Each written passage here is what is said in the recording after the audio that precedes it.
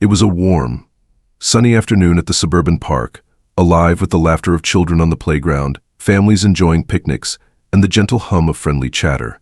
Seated on a shaded bench, Alex Johnson, a 47-year-old man with a calm demeanor, quietly immersed himself in the pages of a well-worn paperback. The serenity of the moment, however, was disrupted by the unnoticed stir caused by the red hat perched on his head. Nearby, Emily Brown, a woman in her 30s, stood with her dog, her gaze fixed on Alex. Her eyes narrowed, and her expression tightened as she spotted the bold political statement on his hat.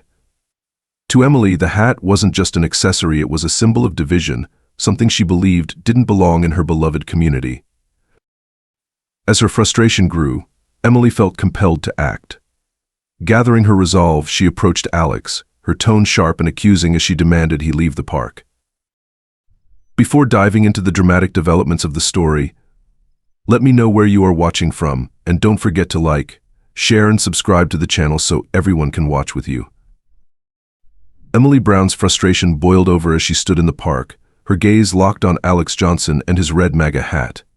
To her, the hat wasn't just a piece of clothing, it was a symbol of division, a representation of everything she opposed.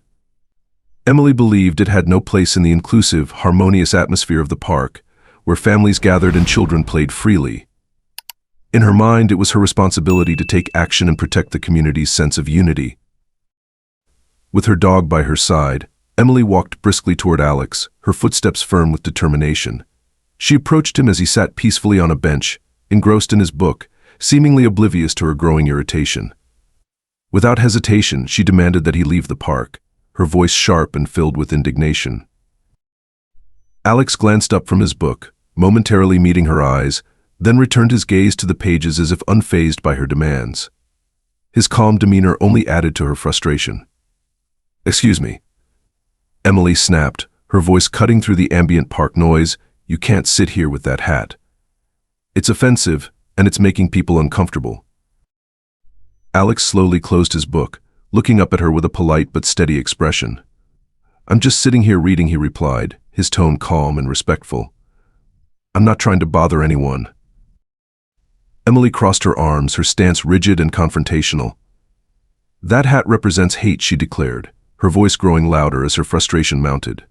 Some park visitors began to notice the exchange, their murmurs filling the air. Despite her escalating tone, Alex remained composed. "I'm not here to cause trouble," he said evenly. "I'm just enjoying the weather and my book." His refusal to engage aggressively only fueled Emily's anger, setting the stage for a conflict that was far from over. Emily Brown's frustration escalated as Alex Johnson's calm and composed demeanor seemed to dismiss her concerns. Standing rigidly before him, she pointed at his red MAGA hat, her voice rising with intensity. "That hat represents hate," she declared, her tone sharp and unwavering. "You're making everyone here uncomfortable. People like you have no place in this park." Alex remained seated, his expression neutral as he met her gaze. Slowly, he closed his book and set it on his lap. "I'm not here to make anyone uncomfortable," he replied, his voice steady and respectful. "I'm just sitting here, enjoying my day and reading my book. I have no intention of causing trouble." Emily's voice grew louder, drawing the attention of parkgoers nearby. Some began to whisper among themselves, while others glanced over to see what was happening. A few even pulled out their phones to record the interaction. Emily, noticing the growing audience, pressed on. "You think wearing that hat doesn't provoke people?" she demanded. "It's a symbol of everything wrong with this country." Despite her accusations, Alex remained calm. He shook his head slightly and replied, "I'm sorry if you feel that way, but I'm not here to provoke anyone." His composed response only fueled Emily's frustration, amplifying the tension. As Emily Brown's confrontation with Alex Johnson continued, the commotion began to draw the attention of other park visitors. People nearby paused their activities, turning their heads toward the escalating scene. Some whispered to one another, while others openly stared, their curiosity piqued by the heated exchange. A group of teenagers sitting on a nearby picnic table pulled out their phones and began recording, their faces a mix of amusement and disbelief. "Is she serious?" one of them murmured, as they captured Emily gesturing animatedly at Alex, her voice rising with each sentence. Meanwhile, a few families seated on blankets exchanged glances, their expressions ranging from confusion to annoyance. Emily, sensing the growing audience, felt both emboldened and cornered. Her voice grew louder as she repeated her accusations, pointing at Alex's MAGA hat. "You're deliberately trying to provoke everyone here," she insisted, her tone sharp and accusatory. "This park is supposed to be a safe space, and that hat represents hate. You don't belong here." Alex, however, remained seated, his demeanor calm and unflinching. He folded his hands over his closed book, his tone unwavering as he replied, I'm not here to provoke anyone. I'm just reading my book and enjoying the day. I'm not looking for any trouble." Some onlookers appeared to agree with Emily, nodding slightly as they watched, while others rolled their eyes or turned away, clearly dismissive of her behavior. A middle-aged man sitting on a bench nearby muttered under his breath, "Let the guy read his book. He's not hurting anyone."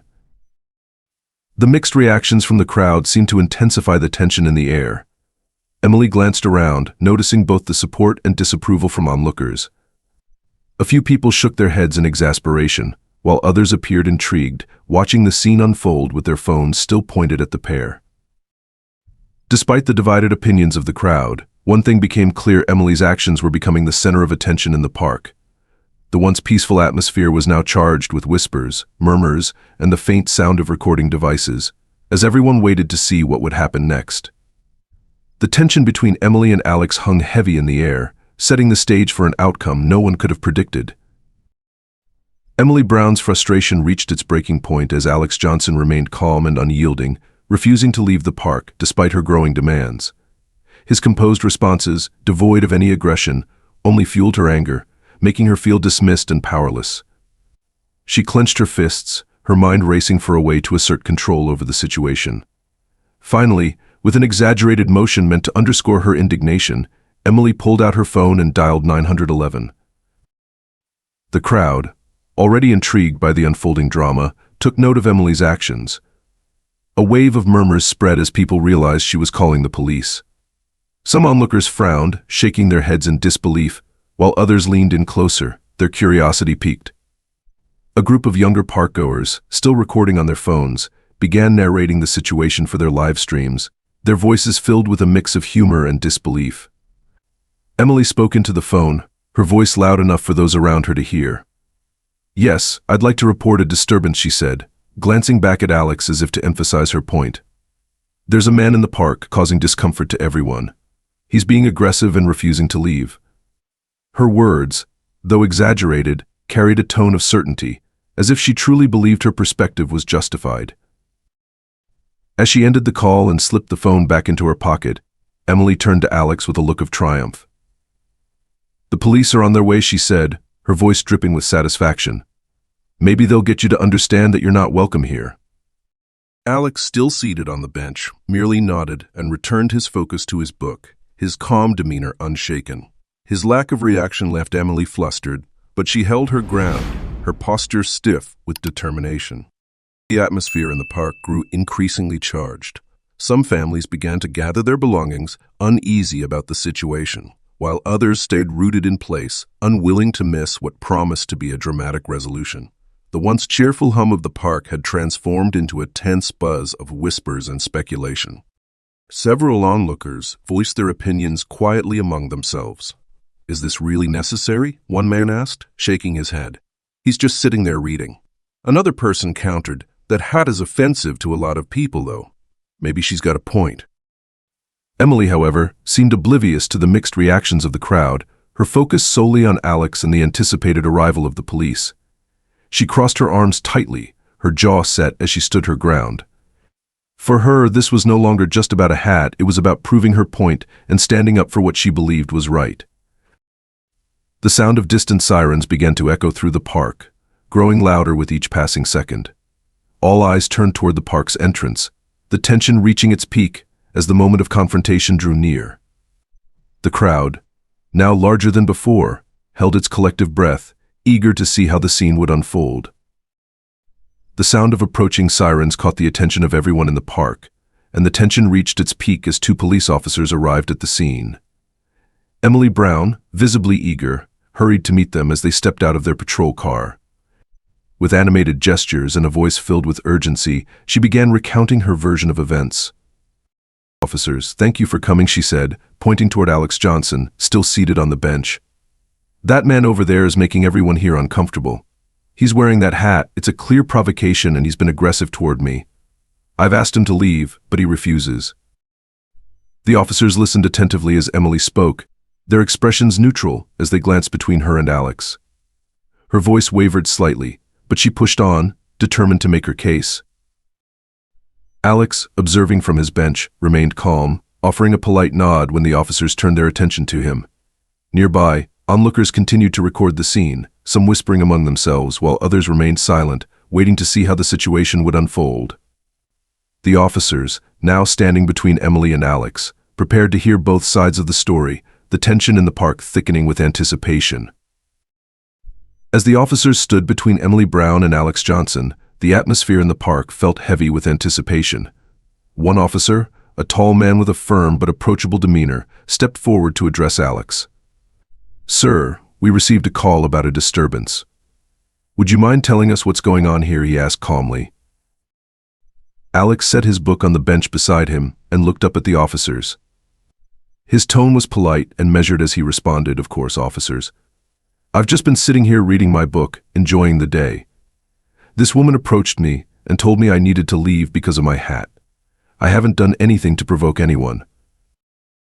The second officer, a woman with a kind yet professional expression, observed Alex closely, noting his composed demeanor. She nodded and turned to Emily, who was standing a few feet away, her arms crossed tightly. "Ma'am, can you explain exactly what this man did that you found threatening?" she asked, her tone firm but neutral. Emily's face flushed as she began speaking. "It's not just him sitting there, it's that hat he's wearing," she said, pointing toward Alex. "It's offensive and it's upsetting everyone in the park. He refused to leave when I asked him to. It's clear he's trying to intimidate people." The male officer raised an eyebrow and glanced around the park. Several onlookers had gathered, many of them still recording the interaction with their phones. "Has he made any threatening statements or gestures toward you or anyone else?" he asked. Emily hesitated, her voice faltering. "Well, no, but that hat represents hate, and it's making people uncomfortable. Isn't that enough?" The officers exchanged a brief look before turning back to Alex. "Sir, is there anything else you'd like to add?" the female officer asked. Alex shook his head. "No, I'm just here enjoying the weather and reading my book, that's all." The male officer turned to the crowd, addressing a few people who had been watching from nearby.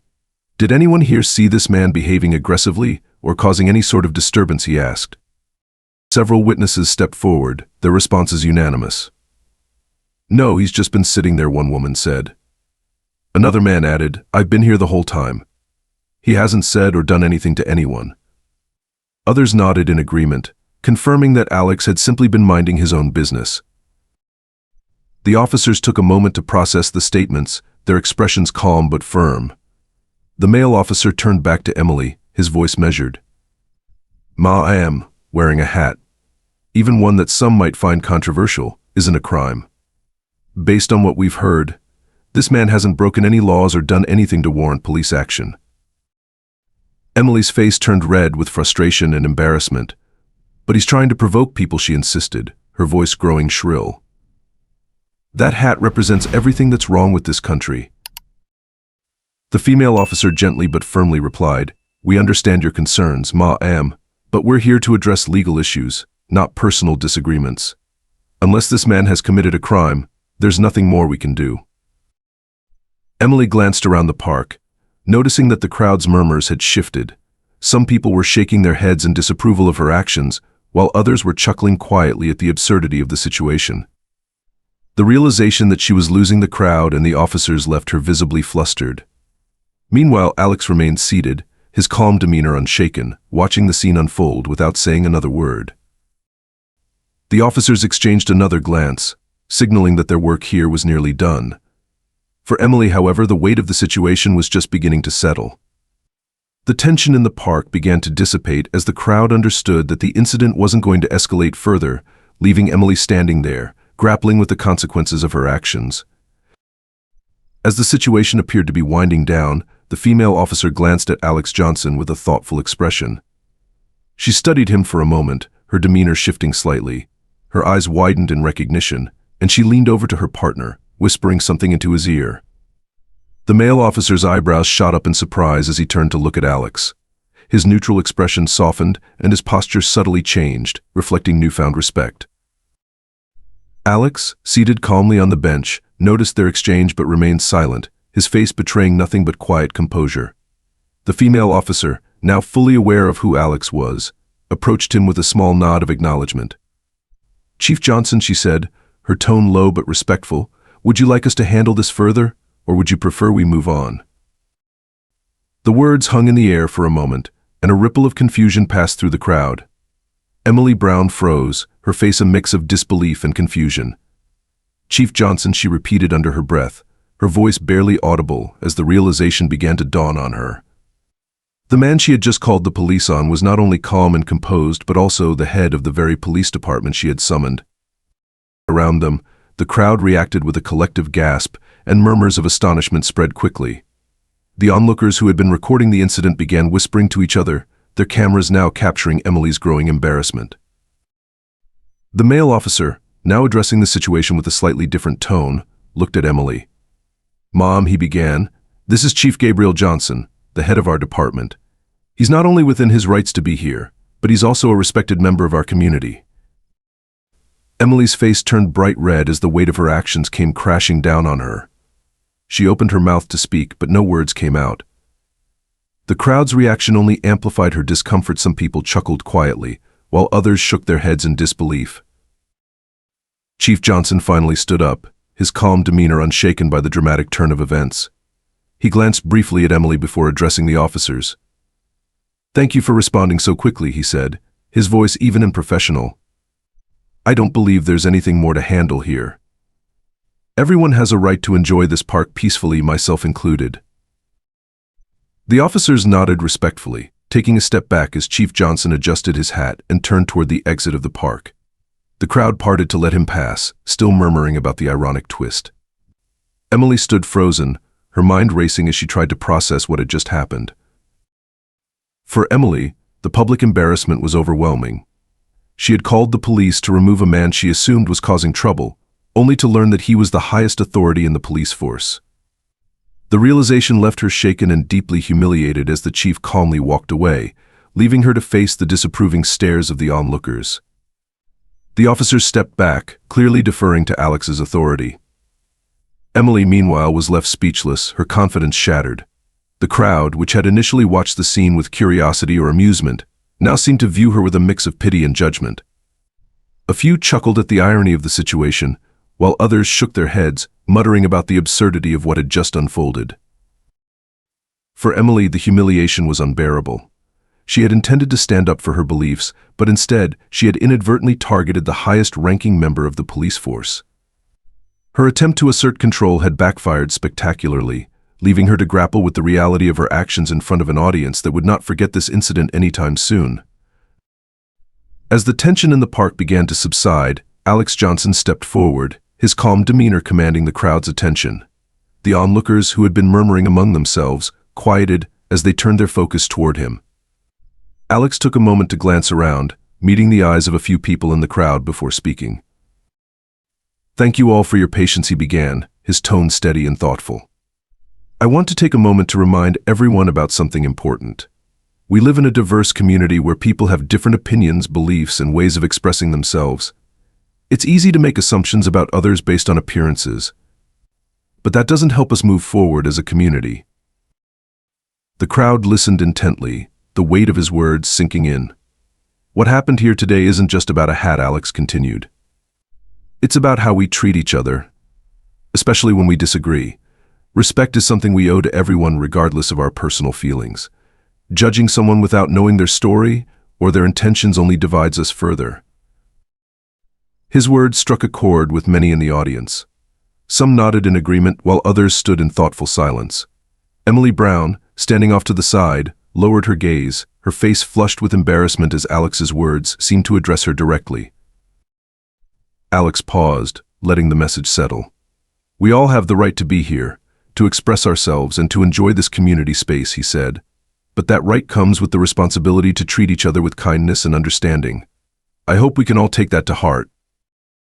With that, Alex adjusted his hat, picked up his book, and turned toward the park's exit. He walked away with the same calm composure he had maintained throughout the ordeal, leaving the crowd in quiet reflection.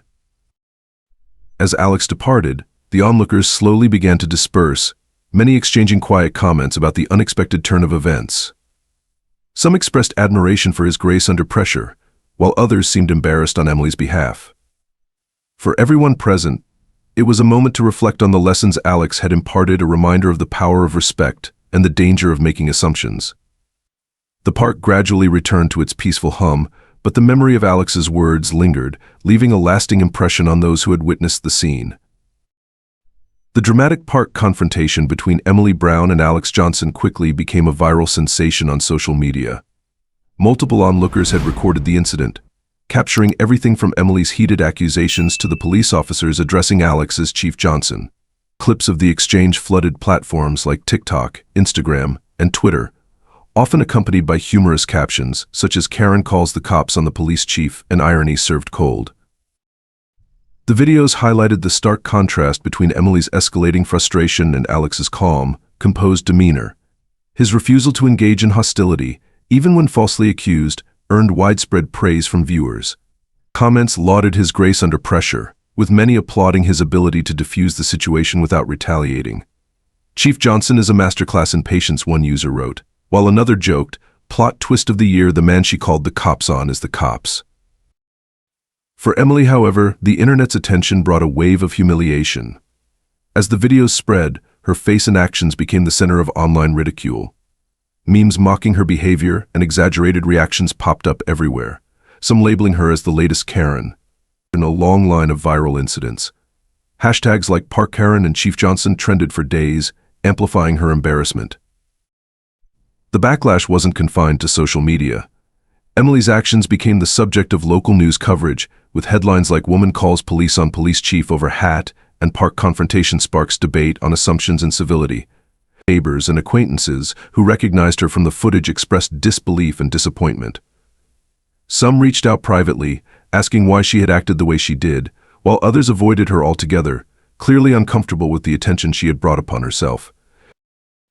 Emily's social media accounts were inundated with comments, most of them critical. Some were harsh and unforgiving, calling her out for her intolerance and quick judgment. Others tried to frame her behavior as a lesson, encouraging her to reflect on her actions and the consequences of making assumptions. Friends and family, caught in the ripple effect of the incident, were also drawn into the discussion, with some defending her while others stayed silent. For Emily, the public scrutiny was overwhelming. The incident, which she had initially seen as a way to stand up for her beliefs, had instead backfired spectacularly, leaving her reputation in tatters. Everywhere she went, she felt the weight of people's stares and whispers. Even simple tasks, like running errands or walking her dog, became sources of anxiety as she tried to avoid recognition. While the ridicule stung, the situation also forced Emily to reflect deeply on her behavior. The viral nature of the incident meant her actions were laid bare for the world to see, leaving her no choice but to confront her biases and the assumptions that had led her down this path.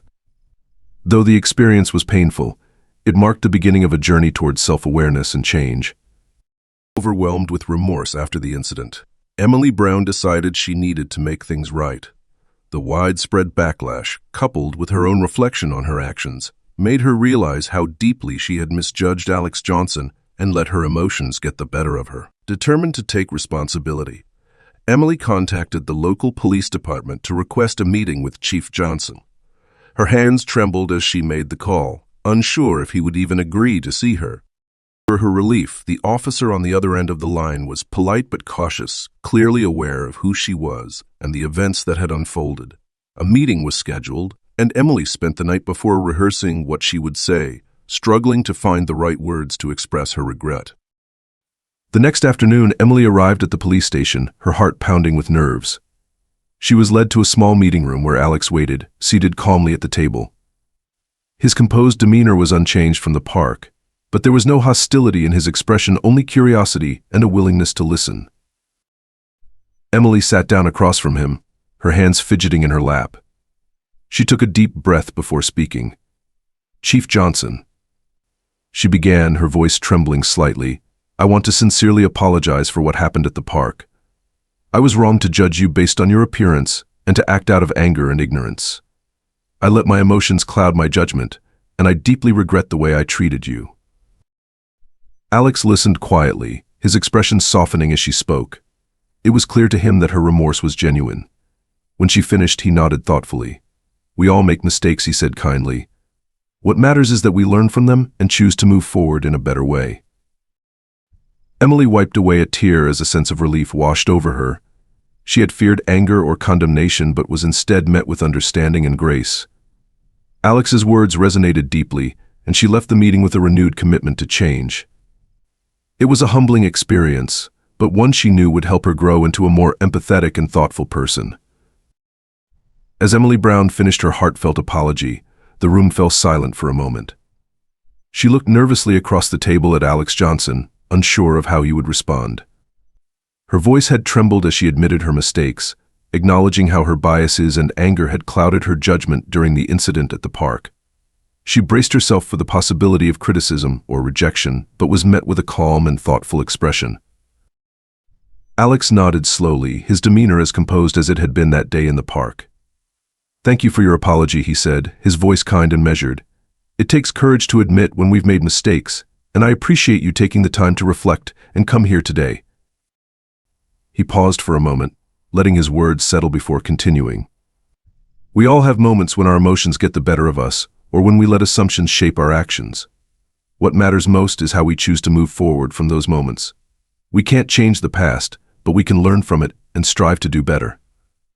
Emily felt a wave of relief wash over her. His words, filled with understanding rather than judgment, made her feel heard and respected. She nodded, her voice barely above a whisper. "I really do want to be better," she said. "I've learned a lot from this, and I'm determined not to let something like this happen again." Alex offered her a small smile, his tone encouraging. "That's all anyone can ask for. Growth takes time, but recognizing the need for it is the first step. It's not about being perfect, it's about making an effort to treat others with the respect we all deserve." Emily wiped a tear from her eye, feeling a mix of gratitude and humility. She had expected anger or even indifference, but instead, Alex had given her grace and understanding. As they concluded their meeting, she left feeling hopeful and determined to live up to the second chance she had been given. It was a lesson she would carry with her, a reminder of the power of accountability and the importance of moving forward with empathy. After the incident and her heartfelt apology to Chief Alex Johnson, Emily Brown resolved to take meaningful steps toward personal growth. The experience had been humbling, and she realized the need to confront her biases and change her approach to others. Determined to turn the negative event into a positive turning point, Emily began volunteering at local community organizations. She spent time helping at shelters and participating in neighborhood cleanups, actions that allowed her to connect with people from all walks of life. These experiences offered her a new perspective, teaching her the value of empathy and understanding. Through her efforts, Emily began to rebuild the trust she had lost, both within herself and with those around her. She also made a conscious effort to reconnect with her neighbors, reaching out to those she had once avoided and extending apologies where needed. Some were receptive to her sincerity, while others remained cautious, but Emily remained patient, knowing that trust would take time to restore. Eventually, Emily decided to return to the park where everything had unfolded.